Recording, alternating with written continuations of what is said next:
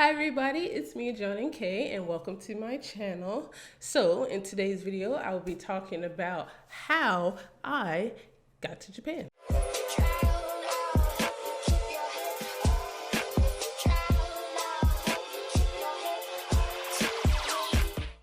So it's pretty straightforward how I got to Japan. It just took a bit of time.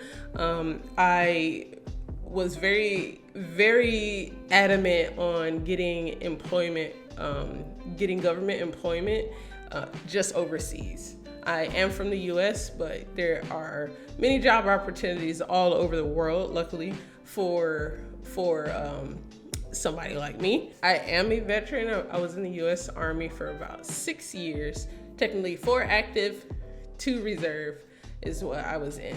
So I wanted to kind of stay on that federal track. Well, not kind of, I do want to stay on that federal track.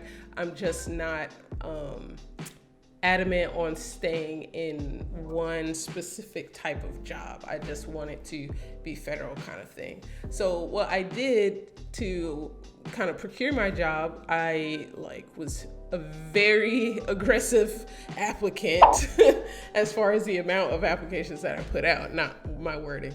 But I went on a site called usajobs.gov, and there's only a handful of sites like this, and you do have to, meet certain requirements and things like that. So that was my route. Now, if any of you are familiar with government jobs, you would know sometimes you can get them very quickly, and other times it could take you years.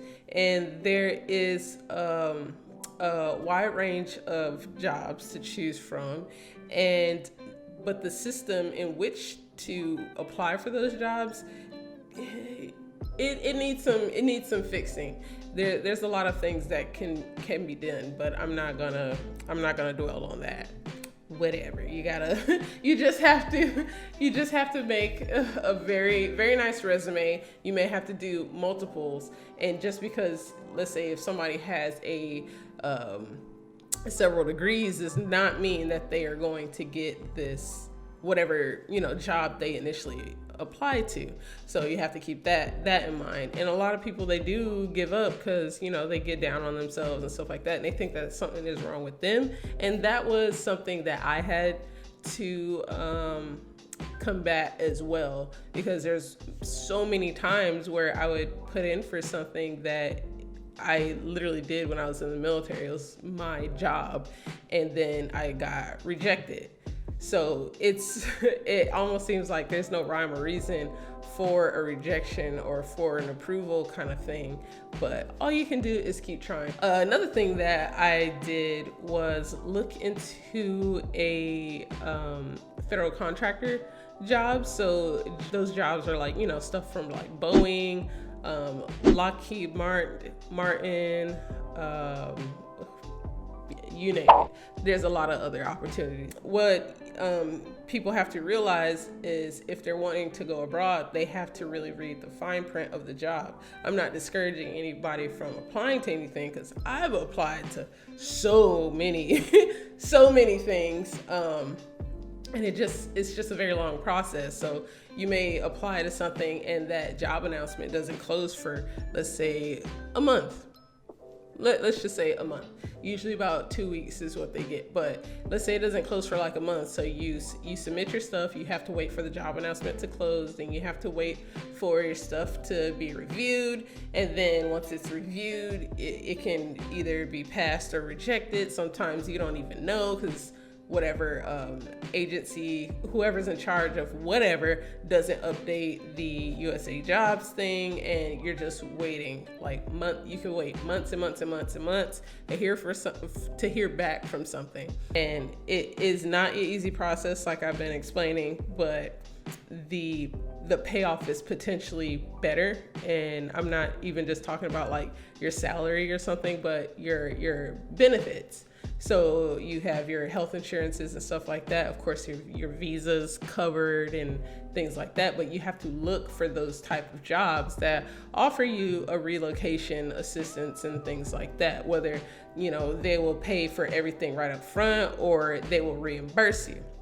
With that being said, if your job, like mine, I'm not gonna say all of what it is and stuff like that, like that's my business, but your job may say, oh, well, we do offer relocation assistance and things like that, but you are expected to essentially foot the bill and then they give you your monies back. So even if your job offers relocation, or they say they're going to pay for X, Y, and Z, you need to have clarified, do you have to spend stuff? Do you have to spend your own money and then they pay you back? If so, how much are you expected to spend? And just really get a breakdown, because I didn't really have a breakdown of that. And I'm fortunate that while I had been looking for employment and stuff, I was already trying to save up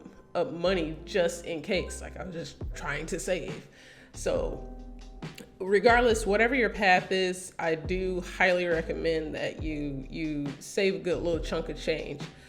A lot of people say a minimum of 5,000. That's about it. That's about right. But I would go even a little further than that. Try to save up, especially if you're going to come to Japan. You need to save up at least 7,000, I would say. And why? Because if you don't plan to live in like government housing and stuff like that, to where they don't require a lot of these fees and stuff up front. If you plan to live in the community like I did, you're gonna spend a pretty penny getting into your house. I'm lucky that my job, they offered like a salary advance kind of thing, so I can pay to move into my house. But the house that I got, it's a newer house and whatnot. Again, I'll show you guys I'll end up doing a house tour video eventually, but this place was not cheap. It cost me like 10 G's to move into this house. Yes, $10,000. Okay. Yes. So I had to spend a lot of coin to move into this place, and that's not even including, you got to buy groceries, you got to buy furniture, you got to buy this, that, and the other to make yourself feel comfortable where you're living. And I still got a lot of other stuff to get. Now, because it is a salary advance, things you get paid, and then like a certain amount is kind of like withheld kind of thing, because that's essentially like paying yourself back. But there's other things that you receive as well that should equal it out. But you still should save money, even though you can get an advance, or potentially your job may offer a salary advance to you. It's going to be capped. It's not like, oh, let me get $50,000 right up front. Like, no, it's a salary advance. So they're just not going to just give you unlimited amount of money up front. So I'm very glad that I saved as much as I did and stuff like that when I moved out here, because I don't feel like I am sinking. I felt like I felt like it a little bit at first, but that's because I didn't know that I had to keep paying whatever amount and then they would reimburse me. But then once I got reimbursed, and this took about 30 days, once I got reimbursed, then like all that stress just like left. It's like, so you'll get your money back, but it can still be a little rough at first.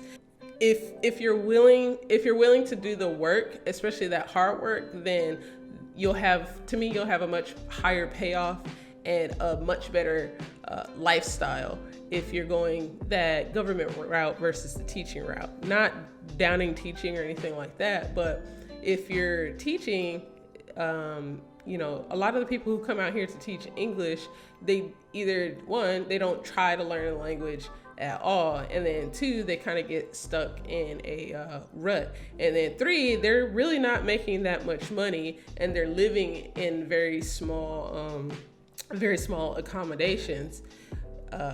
If that's your thing, that's your thing, but I'm not 20 anymore, so I don't want to be living under a certain kind of like means if I don't have to. I'm not in the military anymore, so I'm not trying. I'm not trying to live on no cots or no little tiny micro apartment. Like, no, people got you. Y'all got me messed up if you think that's what I'm trying to do. No, ma'am. Anyway, if you guys have any questions about what I said, if I should do like a little follow-up video kind of thing to it, anything like that, please let me know, because like I'll just talk about stuff and sometimes I will ramble. So sorry if this sounded rambly, but you know, it is what it is. But anyway, thank you guys so much for tuning in. I will see you later. Ja matinee.